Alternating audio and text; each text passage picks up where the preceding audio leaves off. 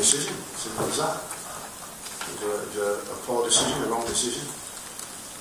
As I believe it was a decision not to send off Tony Williams. It was a dead set red card, no two ways about that. And they came out on the back of each other, so look, we would never ever use the officials, and I want to make it clear, never use the officials as a reason as to why we never won that game this week. While they were influenced at the start of the week by the Australian team, Tim Sheens and the rest of his staff, the pressure that referee was being put under out there, I think he's wrong. I didn't talk about the referee at all. I spoke about, after last week's game, we were disappointed in that particular game. I said nothing about this week's game at all. And it's Steve's words, that the players decided. I said earlier, I think the players did decide. I spoke about the press conference during the week. We should be talking about the exploits of people like Jamie next to me, and some of the outstanding Rugby League players that are in our country at this moment in time.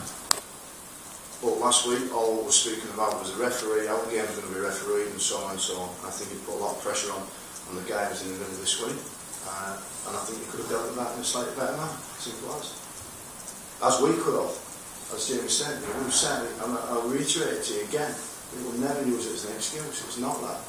But I do think he was putting under fair pressure. Yeah.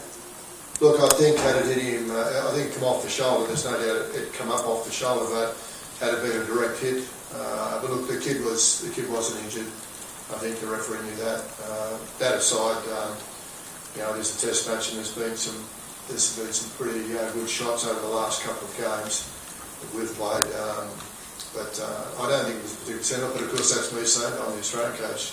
The English crowd probably wanted his blood, but I don't think the judicial will look at it and we'll go from there. Tim, do you think you had a lucky escape as well with the Tom Bristol card at all? Well, look, it's marginal. It's very, whether it touched the blade of grass or not is irrelevant, because if you look at the lead-up pass, it was clearly forward.